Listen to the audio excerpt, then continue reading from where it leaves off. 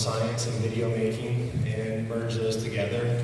And hopefully you guys walk away a little bit smarter and maybe get some more views on your videos in the process. So let's get it started. Want to introduce yourself? Yeah, sure. Hi, I'm Katrina Gregoire. I'm with the team at GE Corporate, and I run our original content production in the US, globally, and doing a lot of work on YouTube. I'm Mitch Moffitt, and I am one half of Sxsw, which is a YouTube channel on the internet that explores interesting science in your daily life. And I'm Greg, I'm the other half. Together we do that, and yeah, we create weekly science videos. We put them on YouTube, and we try and explain science through interactions and experiences that you might have had in your life. And yeah, so we mainly did that. We started the second channel, Sxsw Thought, where we try and talk about pop culture and social justice while also interacting with science with us as well. So Katrina, let's just throw this open. GE, you guys sell locomotives, you sell huge things, hospitals. Why the hell are you guys on YouTube? Big machines. What are you guys doing video? Why are you? So that's kind of the first question we always get. And when we think about it, even as a B2B brand, digital and content is so important for our brand story and reputation, for our talent pipeline. We have great stories coming off of the videos that you guys did of folks in high school and in university reaching out to us and saying, I didn't realize you had that lab, but I want to come work at GE and working with you now. And also when we think about reaching the next generation of shareholders who are very widely held retail stock in the US, and as that current population ages up, how do we reach the next generation of people who are going to buy the stock? So that's why we participate on YouTube, and that's why we're present in social and digital across the board. And when we think about what kind of content works well for us, to your point, locomotives, gas turbines, these things are tried things. And if I put a white paper in front of you that talks about your gas engine, your eyes will like glaze over. But if we have the opportunity to visually show that through image, through video, through partnership, we do so much better at telling the story. Got it. And tell me a little about how that strategy started to take shape. What was the genesis, and where did it start from? Yeah, so it was all, for us it's a lot of experimentation, and I think on YouTube specifically, when I started it was a repository for our video, which was 4 years ago, and that's not what a YouTube channel should be. And we started experimenting with creating original content, beautiful, high quality visual content, pieces that were maybe 2 to 3 minutes long, that took complex scientific concepts and tried to illustrate them through art. And from there, I went to VidCon for the first time, thanks to you guys. And I was like, oh my God, we're doing it okay, but we're not doing it quite right.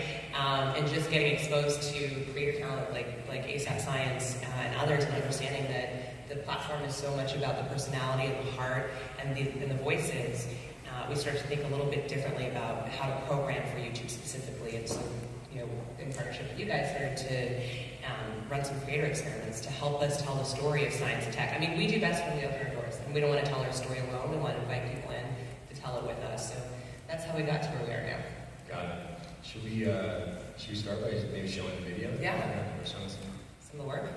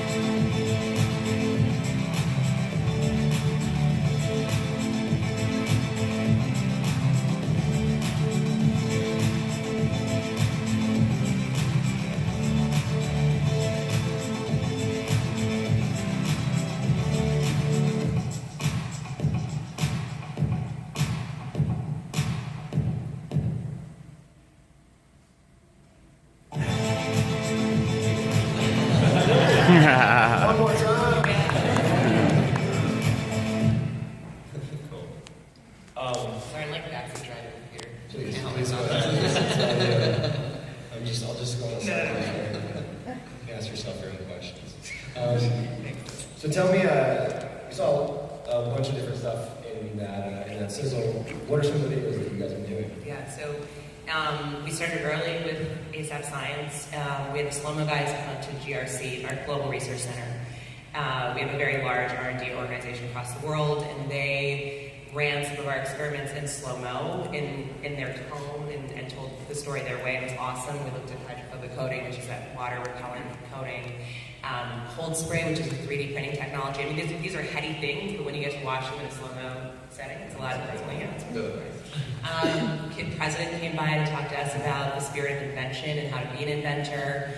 We had a dancer, Nonstop, which is this one.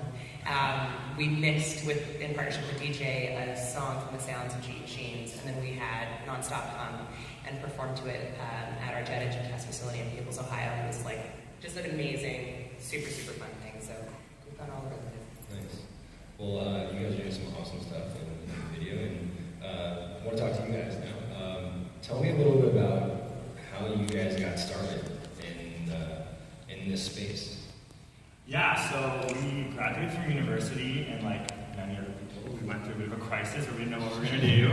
And so I went off to teachers college, where I started to learn a lot about how kids were learning and how, actually online, and YouTube was a huge medium for them. Whenever I was teaching, I would put on a YouTube video, they would actually stop talking, and they would watch, and they would consume in a really interesting way. And then you started to really explore YouTube. Yeah, so I had met some other YouTubers who were not necessarily doing it for a living, but creating audiences, having people come back week after week. And after having done some work with them, realizing like the culture of YouTube is its own entity, and like you had kind of spoken to, just throwing stuff from TV onto YouTube isn't the way that like you grow an audience there. It's about building genuine content there. So we kind of came up with this concept of, we'd always loved, we have a background in biological science. We'd always loved explaining to our friends who were not science oriented like the coolest stuff, and that was usually about like sleep or coffee or alcohol or whatever. And we were just like, we want to find the interesting aspects to engage people by connecting with the things that they're already experiencing and using this medium in which people are becoming more and more used to, subscribing and coming back for weekly content to do that. So we gave ourselves sort of a year timeline where we said, we're going to commit to kind of having this programmed video every week that will touch on fun aspects of science from the sort of top-down level of like, here's what you're interested in, and we'll kind of hide the science in there, versus schooling, which often looks at like, this is an atom and this is a molecule, and it's harder to sort of comprehend from like a daily experience point of view. So that just kind of grew out of that. Yeah, we like to say that we're the gateway drug to science. That's what we think about a lot. Gotta get me some of that. Yeah. Tell me about like how the format was developed. I think what's so unique about your channel is it's a whiteboard, and typically, if I was thinking about that, I would be like, that's going to be really boring for the viewer. How did you guys come up with that? How do you think about approaching making these really awesome videos just on the whiteboard, and how do you keep it fresh? Yeah, well, it's interesting. A lot of science video prior to when we started was a lot of it's in your face, there's a lot of explosions, and it's always quite complex. And so one of the reasons why I made the decision was we thought science is really intimidating for a lot of people. We wanted to go after people who maybe didn't study it in school. So how can we create videos that make people feel like it's simple? So it's called ASAP Science, as be as soon as possible science, but sometimes we think of it as simple as possible science. Yeah, it becomes less intimidating with the whiteboard. Yeah. And I think there was a decision early on YouTube. Obviously, there's a large presence of personality, and that can be like a huge winning factor online when you have someone to connect with.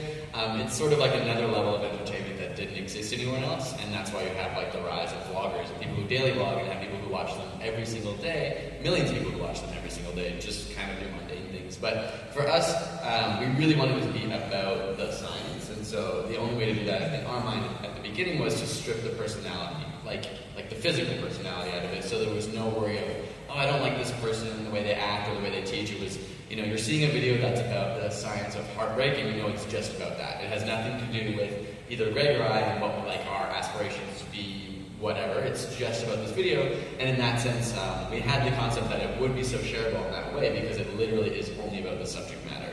Of course, having grown now, we started a second channel called ASAP Thought. We kind of realized that format works great, and it was like had a lot of viral capacity, but it did still lack like the heavy connection that some other YouTubers had. And so then we started Sxsw Thought, in which like we act as science teachers or science communicators or learners, and speak to a camera. And so like the two channels are kind of like tit and tat of being able to talk about science, but also being able to have like a relationship about science. What was the moment for you guys when you're like, this is working, and maybe this should be our full-time thing? Well, the first video that we ever had that went viral was the scientific hangover cure, which kind of makes sense, I think. So that was the first time we ever really experienced a video. We understood what viral meant. It actually was like, oh, a virus. It started to spread around the internet in a really interesting way. And that was only about our fourth or fifth video, so we were really lucky, and that was a fast turnaround. And that was when we first thought, okay, we need to keep doing this. And it was less than a year in where I was actually teaching in a school, and I realized I would have to finish off that year, and the two of us would have to work full-time on this, because there was a lot of other opportunities coming our way. As media started to shift and YouTube started to grow, it started to become something that, oh wait, you could actually do this full-time. So it took about a year, which is quite fast, but it mostly had to do with the amount of people who subscribed and the amount of people who were coming back week after week to learn something new in a way that they could understand, even though maybe they had never learned science in their life. So it was about a year before we started. Yeah, it was definitely like an interesting transition of, when we first started, you had to be invited to the YouTube program, partner program, where you could make money. So we started it not really knowing that that was even an option. And it was just like a pet project, a passion project. And we were like, this is so cool, the concept that you can like communicate with people and like build an audience online. And then it wasn't until maybe like a month or something in that you get invited and you realize, oh, you can put ads in your videos. And so I think like a lot of it has to do with that sort of, like the channels that I see that are really successful have that sort of authentic voice, and you can kind of tell their motivations are pure in a way, that they are actually genuinely interested in either being really entertaining or educating or whatnot. And so I think for us it was like almost like a very confusing transition of being like, is this for fun, or now, oh my gosh, this is like our life and this is our business. And so it's been like a growing opportunity for us as well. And our families. Everyone was like, you're a YouTuber, like what is that? Yeah, what do you tell your parents? They get it, or they like, that's I think cute, they kinda get it. maybe go back to school? Yeah, no, at this point they get it. I think there was a while when it was like, okay, like... And customs have started to get it. We now say we're YouTubers. Oh yeah, like traveling was always the hardest part. We're like, we make YouTube videos. They're like dead in there. Yeah. Whereas now I think enough people kind of see that world, and it's become much more mainstream. Yeah. So who does what? So we both come up with the concepts together. We write the scripts separately, so we sort of take turns writing scripts. We storyboard it out together. I do all the drawing. Mitch does all of the editing of the videos. Mitch also helps me write, because I have horribly illegible writing. So whenever there's words, his handwriting does that. And then it takes essentially about 4 or 5 days if you include the research to make one full video. So we put them out every week because they take about a week, and then it's just a conveyor belt of fascinating learning for us. Yeah, we kind of almost started it because after school we were like, well, we wanted to stay involved with the science community, but it was like a weekly project for us, much like in university or whatever. It was a chance for us to keep up with it and have fun. And how do you come up with the topics each week? I think at the beginning a lot of it was just like what we thought was cool and what we knew connected with like the people in our lives and our friends and whatnot. And then I think it was, I don't know if it was in the first video we did this, but we started saying like, got a burning question, ask it in the comments or on Facebook and Twitter, and just having that sort of engagement of people like asking questions and having the ability to upvote other people's questions kind of gave us an indication of what people wanted to learn about. And from there it's kind of spun into now, sometimes it's just ideas we think of, sometimes it's directly from comments, and then sometimes it's like contemporary culture. So like the dress thing happened and everyone went insane and we're like, okay, we're gonna like do something about the dress to explain that. So it's kind of a confusing. Katrina, how did you choose these guys, and what gets you excited about working with them? Yeah, I mean, the team at Fullscreen obviously helped us kind of find the right partners. So we look for channels and creators who are working in the science and tech space, which isn't a super long list. But we're always looking for a partner who considers GE in our labs and our factories an opportunity to give their viewers an experience that they might not have otherwise, and that wants to come and see what's going on at GE. And it's, for us, it's not about just kind of putting our logo at the end, it's about creating it together. And that's the relationship that we've had here that's been so valuable. So can you talk a little bit about what you guys have actually done together? Yeah. So I think the first one we did was a video on 3D printing, right, which we were talking a little bit before, which is a huge topic for us. We are using 3D printing for manufacturing of jet engines, and we're looking at healthcare and power generation. And it's like a hugely interesting topic for consumers as a whole, and it's something that you guys were thinking about for the channel. And we were able to kind of share some of our insight, and you guys took the story, right? We put worth it. That you've been kind of thinking about and incubating and did that together. We did a video on the myths of the brain. We did a video on the future of energy. We were lucky to have you guys come with the Sxsw channel and film on camera with us in Munich. And so we've had a really great relationship for the last year plus. Let's make sure they feel the same way. Yeah. And it's been a nice integration of it can be really difficult to mesh like a brand or a company with a YouTube channel or just two brands in general. So it's been like a nice way, because GE stands for science and innovation and whatnot, and so does Sxsw Science in that same regard. It's been like a nice collaboration. Yes. Yeah, and when we, the 3D printing video was amazing for us too, because we wanted to do a video about 3D printing. We were doing research about it, and then when GE and Fullscreen came to us, we actually got to have first-hand experience with people who were actually making these 3D printers and understood them with the depth of knowledge and gave us the confidence to speak about it in a specific way. So in that way, it was an amazing collaboration too, because they actually came and helped us do the research, which is hugely valuable to us. And you guys were giving away awesome 3D prizes to people too. So that's why it was super cool, because our audience kind of got something out of that. They could participate in this activity for Christmas and get 3D printed trinkets. And so we thought that was a success on all fronts, because oftentimes, it can be hard to think about the audience and you don't want to leave them stranded and just have some beneficial relationship here. It's the audience kind of got something out of that and is happy to participate in that.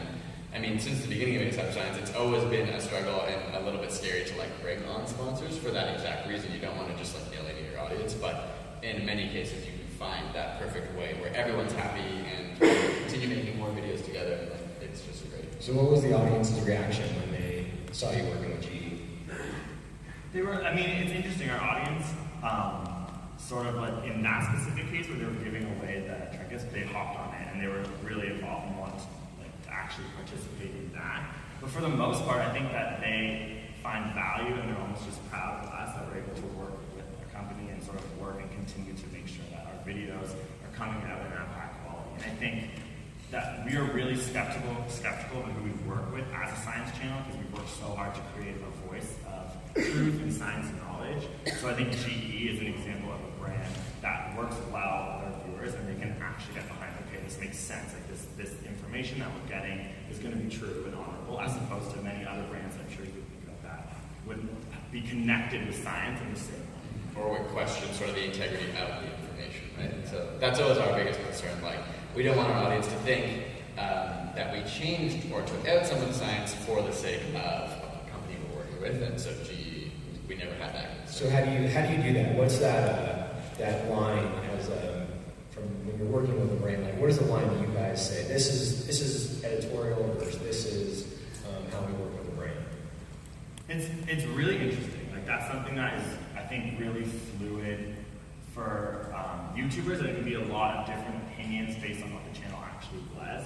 But for us as a science channel, we put a lot of faith in the brand having confidence in us. And I think that's something that we can only say as advice to anyone who's trying to work with YouTubers, especially YouTubers with the science channel, is that you need to put faith in what we do. We understand our voice, and the way that we speak about information, we have crafted over years. And it sounds really cocky, but we know what we're doing. And so that is something that I think when it comes to the collaborations, or for example GE, you guys have faith in us, and we have a similar voice, so we can collaborate on those things. And I think that is something that's really valuable if you're a brand trying to work with a YouTuber, is really talking to them, watching all their videos, figuring out what their voice is, and then trying to intercept what you're going to do with them. And that's something that we've experienced with GE, and it doesn't happen all the time. Yeah. So Katrina, what's been the reaction both internally and externally from this video strategy? I think it's been great.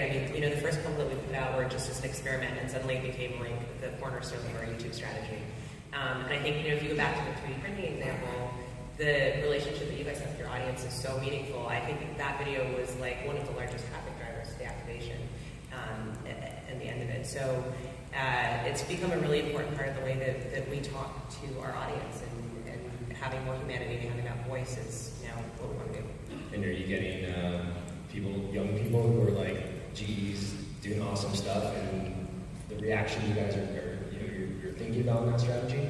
Yeah. And I mean, it goes back to the what we talked about at the beginning, which is it's about increasing the awareness and understanding what we do. It's about seeing a dance performance at the Jet Engine Test facility and seeing these guys at our local research center in Munich, and we are getting people who are, as a result, reaching out to us, and it's driving a talent pipeline for us around the world, and that means a lot. And you know, we have work to do to change or advance the way that GE, or a 130-year-old company, is perceived and understood by the public. And guys, do you have people who are constantly coming up to you and saying, trying to pitch you on themes for videos? Yes. Like most of our time is looking through emails like that. And sometimes they're awesome ideas, and then yes, what's the best? What's the worst thing someone's ever tried to pitch to you guys? Well, we get a lot of like people asking us about their growth on their foot. Something very specific. That's on my body. Yeah. Go to the doctor. Yeah. But in general, we get a lot of amazing questions too, and things that spark ideas, right? That kind of then turn into these amazing episodes. And the same can happen with a brand or a company that comes to us, and it can start in one place and then kind of morph into something else, and then it's just like an amazing thing. So sometimes it just takes sort of like that initial push of an idea to be like, whoa, there's something cool in there, and we'll go find it. So YouTube is this massive sea of video. Like, what's the secret sauce? How do you guys manage to be so successful? And there's a lot of other science channels, or there's a good number of other science channels, but you guys have had this massive explosive growth. Like, when you think about your videos, like, what are those things that you guys are doing that you think have helped enable the growth of the channel? I think a lot of people will say, you have to have a consistent schedule, you have to, you have to kind of have your niche and know what you're doing. But I think at the end of the day, it does come down to, you have to make stuff people want to watch. And, I mean, not everyone wants to go to a certain level of that. Like, you can make something that's really easily consumable, or you can make something that's, that you really care about, that's passionate about. And both can be successful on YouTube. You can find your niche that may not seem like a worldwide passion, and yet you can find, millions of people that will watch you. But I think, first and foremost, you have to think really hard, what do people want to watch? What is their motivation to share this? And I think we thought a lot about that. Our motivation is, we want to get as many people interested in science as possible. That's our manifesto. And we love that people who love science watch our channel, but more than that, we love that people who tell us that they hate science before they watch our channel. And so for us, it's how do we reach those people? It's what connects with them? It's not atoms, it's not DNA, it's not molecules, but it might be about aging, or it might be about sleeping, or it might be about who knows what else, a question that they've asked their whole life. And so those are the things that we think about when it's how to reach those people. And how does the academic community, what's the feedback you get from them? Well, I mean, it's really interesting because for the most part, from many people in academia, they're really happy because a lot of the time they're working really hard on this paper, and they get it published, and it's years and years of work, and then about 10 people will maybe read the paper. Whereas we go and we read them, we synthesize them, we credit them, we use this information. I mean, we can't exist without academia, and we try and take a large variety of these papers and sort of synthesize the narrative around them. And for the most part, they're really happy because they want the science that they work so hard on to be public knowledge. And so the only time we've ever really experienced some sort of criticism is around people who do know it in such detail. And obviously, our whole point is we're going to do it quickly, we're going to do a top-down approach, and if people want more information, they can read those really intense articles. And so for the most part, it's all positive, but then there are people who sometimes think, they just want there to be more information there because obviously they know it in such detail. But we call ourselves science communicators, and we know that we exist for a reason, which is to bridge that gap between the public and these really knowledgeable, passionate people who we need as well. And so it's growing. Science communication is growing as a concept because science, I think, is growing as something that everyone enjoys more publicly. But it's something that has a lot of room, I think, to grow even more, and I think people can become more comfortable in the future. Katrina, where you guys going? What's the future look like for you guys as you think about the evolution of what you're doing in video? So we're all in on our creator strategy, and we're super excited about it. We're going to continue to work with these guys. We've just brought on a host for the GE channel, and her name's Sally LePage. She's here with us at South by. She is doing her PhD in biology at Oxford, but luckily she decided to take a few weeks from that very important work to spend with us. And So she's not smarter about it. so she's so she'll be with us for the next about a month, and we'll be traveling around and visiting different GE sites. We're headed out to a locomotive test facility in Colorado. We're headed out to a power and water factory in Greenville, and just helping us tell the GE story. And then we're working with her on a new format around diving into the science behind new movies. So things like Chappie, Jurassic World, Tomorrowland, etc. Looking at what are the conversations you want to have as somebody who loves science after you watch one of those movies. And we're working with the studios, with you guys, to get as behind the scenes as we can, because that's a really cool part. You get the concept art, you get to talk to a director, you get to understand what the process was to make those stories. She's chatting with GE scientists to help answer some of the questions, chatting with third-party scientists, and so... Should we show a little video? We should show a little video there. Yeah.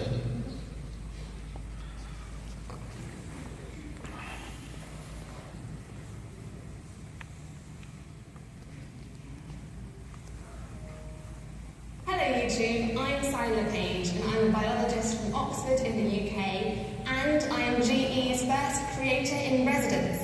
Now you might be asking yourself, what's a creator in residence going to do in GE? Well, GE have invited me to come all the way from the UK on my first ever trip to America to explore some of the groundbreaking work that's being done in the world of science. And it's my job to share the most exciting and innovative stories with you. There's going to be robots, jet engines, dinosaurs, trains, light bulbs, barbecues, singing, dancing, and explosions. Seriously, you don't want to miss it. So join me on my big adventure to America with this amazing video series. And I promise it'll make you wish you were a scientist. Hello YouTube, I'm Sally LePage, I'm a biologist from Oxford in the UK, and I am GE. So how do we find her? What's the story behind that? Yeah, well, we wanted to find a creator with a few things. We wanted someone who we could help incubate and give them the platform to kind of build a channel that's as powerful as what you guys are doing. We wanted somebody who had a deep foundation in science. Being a PhD in biology is perfect. What does that accent do? The accent is real. This is our first time in the US. It's our first time in Austin. It's our first time having barbecue. She's having a lot of firsts. And we wanted, there aren't necessarily a ton of science and tech channels. There are a ton of female science and tech voices. So we'd love the opportunity to have a female voice as part of this mix as well. And we're super excited to have her here with us. That's awesome. What about you guys? Like, what's new, exciting for you guys this year? We have a book coming out tomorrow. What can we buy? That's on our mind. So where can we buy that? What's that? Where can we buy your book? Well, you can buy it at asapfans.com, or you can go. It'll be in stores tomorrow, which is really exciting for us. We've been working on it for the past year and a half. And what is the book? And the book is kind of an iteration on the videos. About maybe a half or so of the chapters are our favorite episodes that we have created online, but then we created another 50% that was all new material that won't be online. That was just kind of all those extra burning questions people have asked us over the years that we were like, we only produce one video a week, so this is another way for us to kind of get out more and hopefully reach another audience, as it kind of like all comes back to that manifesto of, not everyone's watching our YouTube videos, but maybe they're reading, and maybe this will accommodate that same goal. And so what are you doing to support the book? Are you guys going to go, are you doing a book signing? What are you guys doing? Yeah, so we're off to New York tomorrow we're doing a live YouTube stream, a YouTube event where we're going to be singing songs and performing as a Broadway. Science. Science.